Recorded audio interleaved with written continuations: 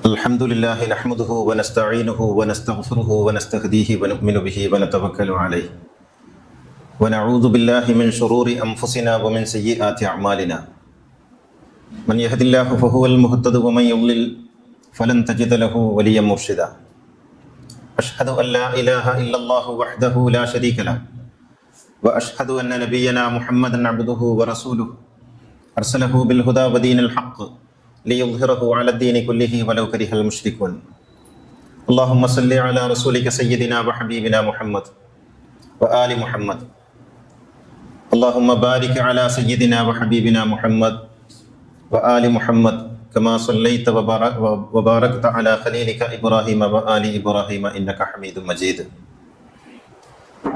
يا أيها الذين آمنوا اتقوا الله حق تقاته فلا تموتن إلا وأنتم مسلمون الله أكبر الله أكبر الله أكبر الله أكبر الله أكبر الله أكبر الله أكبر ولله الحمد.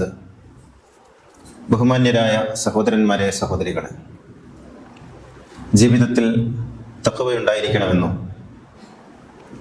ആ ജീവനാന്തം ശ്രദ്ധയോടെ സൂക്ഷ്മതയോടെ ജീവിതം നയിക്കണമെന്നും എന്നെയും നിങ്ങളെയും ഉണർത്തുകയാണ്. അള്ളാഹു നമ്മെ എല്ലാവരെയും സച്ചരിതരിൽ ഉൾപ്പെടുത്തി അനുഗ്രഹിക്കുമാറാകട്ടെ. എല്ലാവർക്കും ഹൃദ്യവും അനുഗ്രഹീതവുമായ ബലിപെരുന്നാൾ ആശംസകൾ നേരുകയാണ്. ബലിപെരുന്നാൾ എന്ന വാക്ക്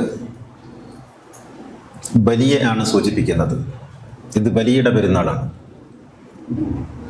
ബലി എന്നാൽ അറവാണ് എന്ന് ആരോ നമ്മെ പഠിപ്പിക്കുകയോ തെറ്റിദ്ധരിപ്പിക്കുകയോ ചെയ്തിട്ടുണ്ട്. ബലി എന്ന് പറയുന്നത് സമർപ്പണത്തിൻ്റെ മറ്റൊരു പേരാണ്. എല്ലാ മതങ്ങളിലും ബലി ഉണ്ട്. ക്രൈസ്തവ പള്ളികളിൽ നാം പോയാൽ അവിടെ പ്രാർത്ഥന അറിയിക്കുന്ന ബോർഡിൽ ദിവ്യബലി രാവിലെ 8 മണിക്ക് എന്നും പ്രഭാത ബലി എന്നൊക്കെ കാണാം. ബലിക്കല്ല് ഉണ്ടാക്കുന്നതിന് വേണ്ടി ബൈബിളിലും മറ്റും പ്രവാചകന്മാരോട് നിർദ്ദേശിച്ചതായിട്ട് കാണാൻ കഴിയും. ആ ബലിയൊന്നും മൃഗത്തെ അറുത്തുകൊണ്ട് രക്തമൊഴുകിക്കൊണ്ടുള്ള ബലിയല്ല, മറിച്ച് സമർപ്പണത്തിൻ്റെ, ആത്മസമർപ്പണത്തിൻ്റെ ബലിയാണ്. മൗലാന റൂമി പറയുന്നുണ്ട്, പുറമേയുള്ള മൃഗത്തെ അറുക്കാൻ വളരെ എളുപ്പമാണ്, കുറച്ച് പണമുണ്ടായാൽ മതി. നിന്റെ അകത്തിരിക്കുന്ന മൃഗത്തെയാണ് അറുക്കേണ്ടത്. അപ്പോൾ നമ്മുടെ അകത്തിരിക്കുന്ന മൃഗത്തെ, അഹംബോധത്തെ അറുക്കുക എന്നുള്ളതാണ് യഥാർത്ഥത്തിൽ ബലി കൊണ്ട് അർത്ഥമാക്കുന്നത്. വിശുദ്ധ ഖുർആനിൽ ഒരു സൂക്തമുണ്ട്. മോസസ് പ്രവാചകനോട് അള്ളാഹു പറയുന്നു, ബനു ഇസ്രായേല്യരോട് പറയുന്നതിന് വേണ്ടി, وَإِذْ قَالَ مُوسَى لِقَوْمِهِ يَا قَوْمِ إِنَّكُمْ ظَلَمْتُمْ أَنفُسَكُمْ بِاتِّخَاذِكُمُ الْعِجْلَ فَتُوبُوا إِلَى بَارِئِكُمْ فَتَابَ عَلَيْكُمْ ذَلِكُمْ فَاقْتُلُوا أَنفُسَكُمْ ذَلِكُمْ خَيْرٌ لَكُمْ عِندَ بَارِئِكُمْ. മൂസാ നബി പറയുന്നു ഇസ്രായേല്യരോട്, ഇസ്രായേല്യരെ, നിങ്ങൾ അന്യായം പ്രവർത്തിച്ചിരിക്കുന്നു, അധർമ്മം പ്രവർത്തിച്ചിരിക്കുന്നു.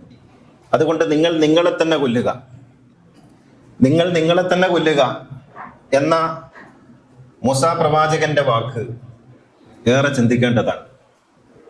എന്ന് വെച്ചാൽ ആത്മഹത്യ ചെയ്യണമെന്നല്ല അത്, മറിച്ച് അകത്തിരിക്കുന്ന അധർമ്മത്തിന്റെ ശബ്ദത്തെ, അകത്തിരിക്കുന്ന അഹങ്കാരത്തിന്റെ ഭാവത്തെ, ഞാനെന്ന ഭാവത്തെ, മതമാത്സര്യ മോഹങ്ങളെ ഹനിക്കണമെന്നാണ് മൂസാ പ്രവാചകൻ ഇസ്രായേല്യരോട് പറയുന്നത്. അതാണ് ബലി എന്ന് പറയുന്നത്.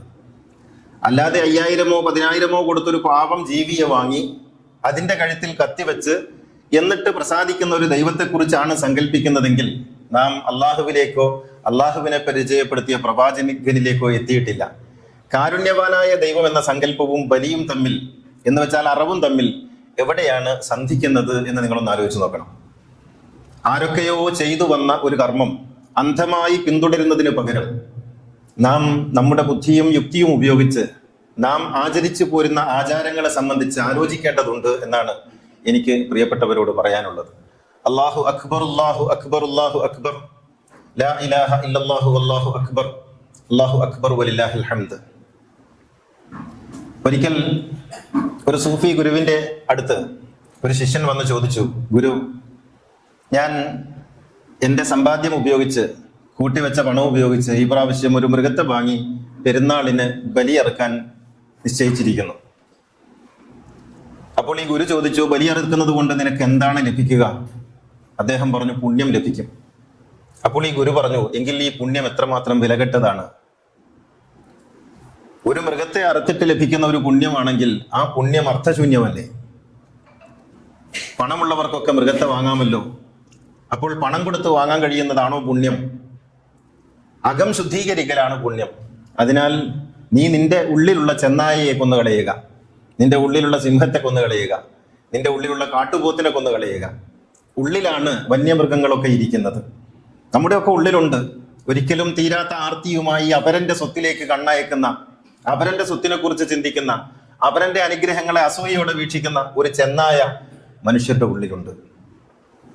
ഭാര്യയുടെയും മക്കളുടെയും കുടുംബത്തിന്റെയും നാട്ടിന്റെയും മേൽ അധികാരം സ്ഥാപിക്കണമെന്ന് വിചാരിച്ച് നടക്കുന്ന ഒരു സിംഹ മനസ്സ് നമ്മുടെയൊക്കെ ഉള്ളിലുണ്ട്.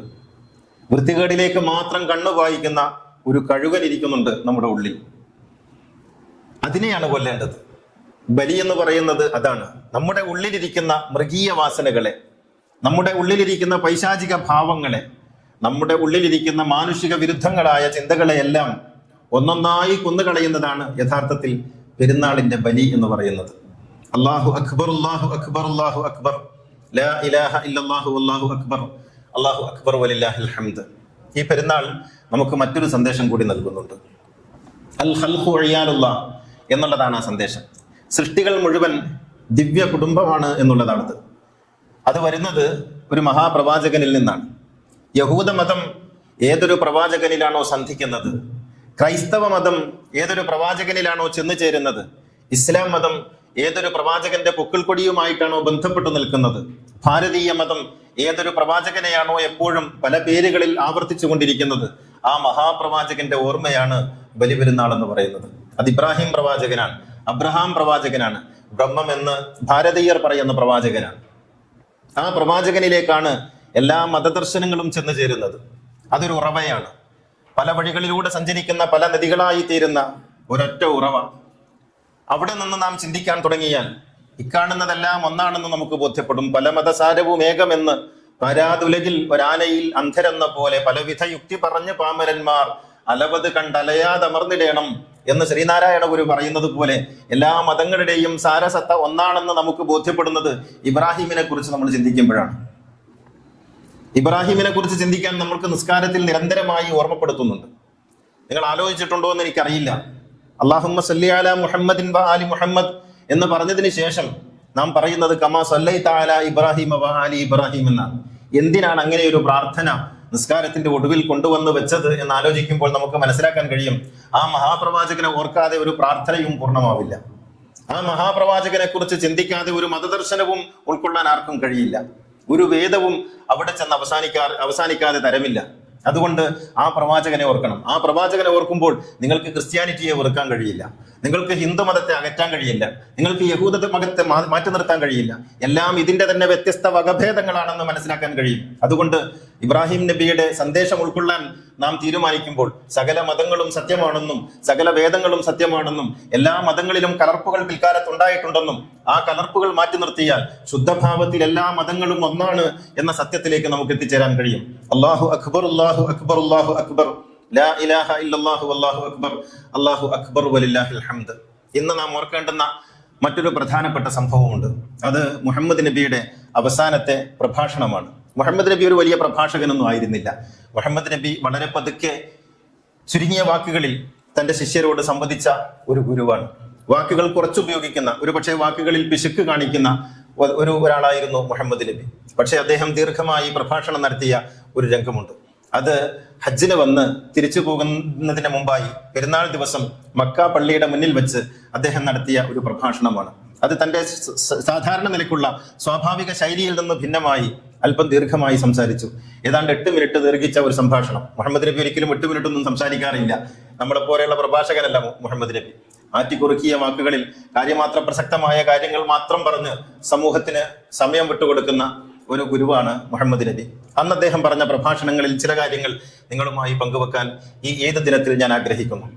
അദ്ദേഹം തുടങ്ങിയത് ഇങ്ങനെയാണ്: അയ്യുഹന്നാസ്, മനുഷ്യരെ, ഇസ്മഉ മിന്നി, ഞാൻ പറയുന്നത് നിങ്ങൾ ശ്രദ്ധിച്ച് കേൾക്കണം. ഉബയ്യിനുലക്കും, ഞാൻ എനിക്ക് കഴിയുന്ന വിധം ഞാൻ നിങ്ങൾക്ക് വിവരിച്ചു തരാം. ഫഇന്നി ലാ അദ്രി ലഅല്ലി ലാ അൽഖാകും ബഅദ ആമി ഹാദാ ഫീ മഖാമി ഹാദാ, ഇവിടെ അടുത്ത വർഷം ഇതുപോലെ നിങ്ങളോട് സംവദിക്കാൻ സാധിക്കുമെന്ന് ഞാൻ വിചാരിക്കുന്നില്ല. അതുകൊണ്ട് ഞാൻ പറയുന്നത് ശ്രദ്ധിച്ചു കേൾക്കണം. ഒരു വസിയത്ത് എന്ന നിലയിൽ പ്രവാചകൻ പറഞ്ഞു, അയ്യുഹന്നാസ്, ജനങ്ങളെ, ഇന്ന ദിമാഅക്കും അംവാലക്കും അഅറാദക്കും അലൈക്കും ഹറാം. മനുഷ്യരുടെ അഭിമാനം നിങ്ങൾക്ക് നിഷിദ്ധമാണ്, മനുഷ്യരുടെ ധനം നിങ്ങൾക്ക് നിഷിദ്ധമാണ്, മനുഷ്യരുടെ രക്തം നിങ്ങൾക്ക് നിഷിദ്ധമാണ്. കഹുർമത്തി യൗമിക്കും ഹാദാ വശഹരിക്കും ഹാദാ വബലദിക്കും ഹാദാ.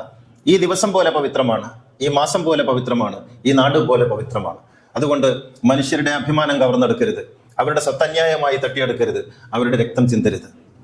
വഇന്നരിബൽ ജാഹിലിയ്യത്തി മൗദൂഅ. എല്ലാവിധ പലിശകളും നിഷിദ്ധമാണ്. അയ്യുഹന്നാസ്, മനുഷ്യരെ, ഇന്നലെ സായിക്കും അലൈക്കും ഹക്ക. സ്ത്രീകളോട് നിങ്ങൾക്ക് സവിശേഷമായ ബാധ്യതകളുണ്ട്. വലക്കും അലൈഹിന്ന ഹക്ക്. നിങ്ങളോട് അവർക്കും ബാധ്യതകളുണ്ട്. ഫത്തഖുല്ലാഹ ഫിന്നിസ.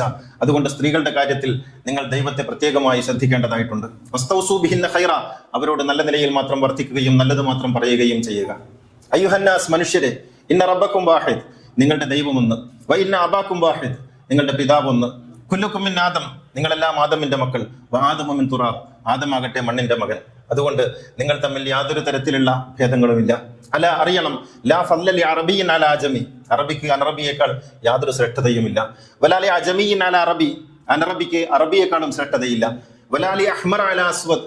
ചുവന്നവന് വെളുത്തവന് കറുത്തവനേക്കാൾ യാതൊരു ശ്രേഷ്ഠതയുമില്ല. വലാലി അസ്വദ് അല അഹ്മർ. കറുത്തവന് ചുവന്നവനേക്കാൾ അല്ലെങ്കിൽ വെളുത്തവനേക്കാൾ യാതൊരു ശ്രേഷ്ഠതയുമില്ല. ഇല്ലാ ബിത്തഖ്വ.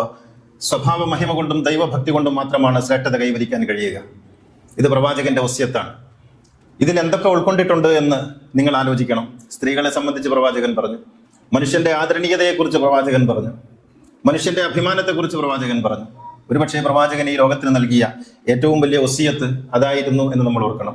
ഇന്നത്തെ ഈദിന്റെ ഏറ്റവും വലിയ സന്ദേശവും അത് തന്നെയാണ്. അല്ലാഹു അക്ബർ, അല്ലാഹു അക്ബർ, അല്ലാഹു അക്ബർ, ലാ ഇലാഹ ഇല്ലല്ലാഹു വല്ലാഹു അക്ബർ, അല്ലാഹു അക്ബർ വലില്ലാഹിൽ ഹംദ്. മനുഷ്യൻ മനുഷ്യനെ വെറുത്തുകൊണ്ടിരിക്കുന്ന, വെറുക്കാൻ കാരണങ്ങൾ തേടിക്കൊണ്ടിരിക്കുന്ന ഒരു ലോകക്രമത്തിലാണ് നമ്മളുള്ളത്. മതത്തിന്റെ പേരിൽ മനുഷ്യൻ കലഹിക്കുന്നു, രാഷ്ട്രീയത്തിന്റെ പേരിൽ കലഹിക്കുന്നു, ജാതിയുടെ പേരിൽ കലഹിക്കുന്നു, രാഷ്ട്രത്തിന്റെയും ഭാഷയുടെയും പേരിൽ കലഹിക്കുന്നു. എന്താണ് കലഹിക്കാൻ കാരണമെന്ന് അന്വേഷിക്കുന്ന ആളുകളോട് നമുക്ക് പറയാനുള്ളത്, മനുഷ്യൻ എന്ന മഹാസത്യത്തെക്കുറിച്ചാണ് ഓർക്കേണ്ടത്.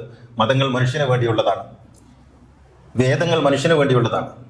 മനുഷ്യനെ തമ്മിൽ കലഹിപ്പിക്കാനും മനുഷ്യനെ തമ്മിൽ അടുപ്പിക്കാനുമാണ് മതങ്ങളുള്ളതെങ്കിൽ മതങ്ങൾ രണ്ടാം സ്ഥാനത്തും മനുഷ്യൻ ഒന്നാം സ്ഥാനത്തും കാണുന്ന ഒരു കാഴ്ചപ്പാടിലേക്ക് നമുക്ക് വളരാൻ കഴിയണം. മനുഷ്യൻ എന്ന സത്യത്തെ മറന്നുകൊണ്ട് ഒരു മതവും ഇവിടെ നിലനിൽക്കേണ്ടതില്ല.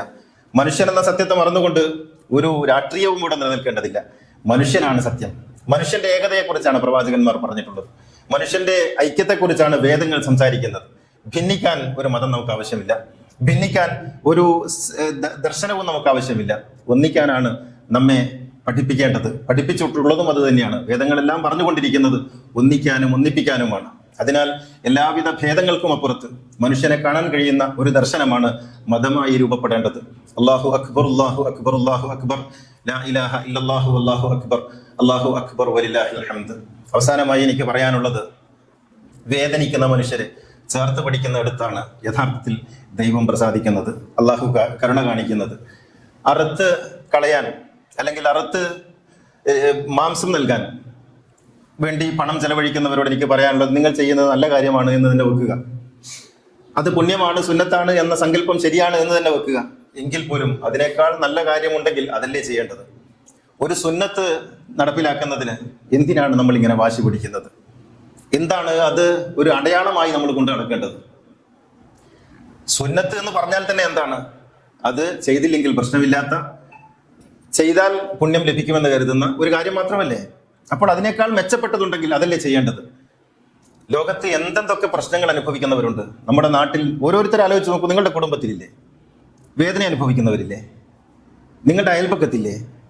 അവരെയൊക്കെ മറന്നുകൊണ്ട് അറുക്കാൻ വേണ്ടി പള്ളിയിലേക്ക് കാശ് കൊടുത്താൽ പുണ്യം കിട്ടും എന്ന് വിചാരിക്കുന്നത് യഥാർത്ഥത്തിൽ ശരിയാണോ? ഒരു കഥ ഞാൻ ഓർക്കുന്നു. ഒരിക്കൽ ഒരാൾ ഹജ്ജിന് പോകാൻ വേണ്ടി കാശൊക്കെ ഉണ്ടാക്കി കുറേ വർഷങ്ങളായി ഇങ്ങനെ സ്വരുക്കൂട്ടി വെച്ച കാശാണ്. അയാൾ ഹജ്ജിന് പോകാൻ വേണ്ടി തീരുമാനിച്ച വർഷം അയാളുടെ തൊട്ടടുത്ത വീട്ടിലുള്ള ഒരാൾ രോഗിയായി ചികിത്സിക്കാൻ വയ്യാതെ കഷ്ടപ്പെടുന്നത് ഇയാൾ അറിഞ്ഞു. അങ്ങനെ ഹജ്ജിന് പോകാൻ വേണ്ടി വെച്ച കാശ് ഇദ്ദേഹത്തിന് കൊണ്ടുകൊടുത്തു. ആ വർഷം ഹജ്ജിന് പോകാൻ കഴിഞ്ഞില്ല. ഉള്ളിൽ ദുഃഖമൊക്കെ ഉണ്ട്, കാലങ്ങളായിട്ടുള്ള ആഗ്രഹമല്ലേ. ഇത് നടക്കുന്നത് മധ്യനൂറ്റാണ്ടിലാണ്, ഏതാണ്ട് മുഹീദ്ദീൻ ഷെയ്ഖ് ജീവിച്ചിരിക്കുന്ന കാലത്താണ്. അങ്ങനെ ഹജ്ജൊക്കെ കഴിഞ്ഞ് എല്ലാവരും തിരിച്ചു പോയപ്പോൾ മുഹീദ്ദീൻ ഷെയ്ഖ് തൻ്റെ ശിഷ്യരോട് പറഞ്ഞു, എനിക്ക് ഇന്നലെ ഒരു സ്വപ്നമുണ്ടായി. ആ സ്വപ്നത്തിൽ ഞാൻ കണ്ടത് ഈ വർഷം ഒരാൾ മാത്രമേ ഹജ്ജ് ചെയ്തിട്ടുള്ളൂ എന്നാണ്. അയാളുടെ പേരൊക്കെ ഞാൻ സ്വപ്നത്തിൽ എനിക്ക് കൃത്യമായിട്ട് അറിയാം. യഥാർത്ഥത്തിൽ ആ സ്വപ്നം ഉള്ളതാണോ എന്ന് അറിയണമല്ലോ. അങ്ങനെ ഒരാളുണ്ടോ എന്ന് അന്വേഷിക്കണം. അങ്ങനെ ഇന്നത്തെ ഇറാഖിന്റെ അന്നത്തെ ബഗ്ദാദിന്റെ മൂലയിൽ എവിടെയോ ഇങ്ങനെ ഒരാളുണ്ട് എന്ന് ശിഷ്യന്മാർ അന്വേഷിച്ചപ്പോൾ അറിഞ്ഞു. മൊഹീദ്ദീൻ ഷെയ്ഖ് അദ്ദേഹത്തെ ചെന്ന് കണ്ടു. അദ്ദേഹം പറഞ്ഞു, ഞാൻ ഈ വർഷം ഹജ്ജിന് പോയിട്ടില്ല. അപ്പോൾ മൊഹീദ്ദീൻ ഷെയ്ഖ് പറയുന്നത്, നിങ്ങളുടെ ഹജ്ജ് സ്വീകരിച്ചു എന്ന് ഞാൻ സ്വപ്നത്തിൽ കണ്ടു. അത് എന്ത് സ്വപ്നമാണെന്ന് എനിക്കറിയില്ല, പക്ഷെ നിങ്ങൾ എന്താണ് അങ്ങനെ ഞാൻ കാണാൻ കാരണം എന്താണ്? അപ്പൊ അദ്ദേഹം ഈ കഥ പറഞ്ഞു. അപ്പൊ മൊഹീദ്ദീൻ ഷെയ്ഖ് പറഞ്ഞു, യഥാർത്ഥത്തിൽ നിങ്ങളാണ് ഹജ്ജ് ചെയ്തത്. ഇതാണ് ഹജ്ജ് എന്ന് നമ്മൾ അറിയണം. ഇതൊരു കഥയായിരിക്കാം ചിലപ്പോൾ, അല്ലെങ്കിൽ നടന്ന സംഭവമായിരിക്കാം, പക്ഷെ ഇതിലൊരു ഗുണപാഠമുണ്ട്. മനുഷ്യന്റെ വേദന മനസ്സിലാക്കാത്ത ഹജ്ജല്ല. മനുഷ്യന്റെ വേദന മനസ്സിലാക്കാത്ത കർമ്മമല്ല. യഥാർത്ഥത്തിൽ ടാഗോർ പറഞ്ഞതുപോലെ, വയലേലകളിൽ പണിയെടുക്കുന്ന മനുഷ്യന്റെ അരികിൽ ദൈവത്തെ കാണാതെ പള്ളികളിൽ ദൈവത്തെ തേടി പോകുന്നവൻ ദൈവത്തെ കാണുന്നില്ല എന്നുള്ളതാണ്. മനുഷ്യരിൽ ദൈവത്തെ കാണാൻ, മനുഷ്യരുടെ വേദനയിൽ ദൈവാരാധന കാണാൻ കഴിയുന്ന ഒരു മനസ്സ് വളർത്തിയെടുക്കുമ്പോൾ അറിവാണോ സഹായമാണോ വേണ്ടത് എന്ന് നമുക്ക് ആലോചിക്കാൻ കഴിയും. അള്ളാഹു അനുഗ്രഹിക്കുമാറാകട്ടെ. അല്ലാഹുമ്മ ഗ്ഫിർ ലിൽ മുഅ്മിനീന വൽ മുഅ്മിനാത്ത് വൽ മുസ്ലിമീന വൽ മുസ്ലിമാത്ത് അൽ അഹ്യാഇ മിൻഹും വൽ അംവാത്ത് ഇന്നക മുജീബുദ് ദഅവാതി വഖാദിൽ ഹജാത്ത്. റബ്ബനാ ആതിനാ ഫിദ് ദുനിയാ ഹസന വഫിൽ ആഖിറതി ഹസനതൻ വഖിനാ അദാബൻ നാർ. ربنا اغفر لنا ولإخواننا الذين سبقونا بالإيمان ولا تجعل في قلوبنا غلا للذين آمنوا ربنا إنك رؤوف رحيم. وآخر الدعاء الحمد لله.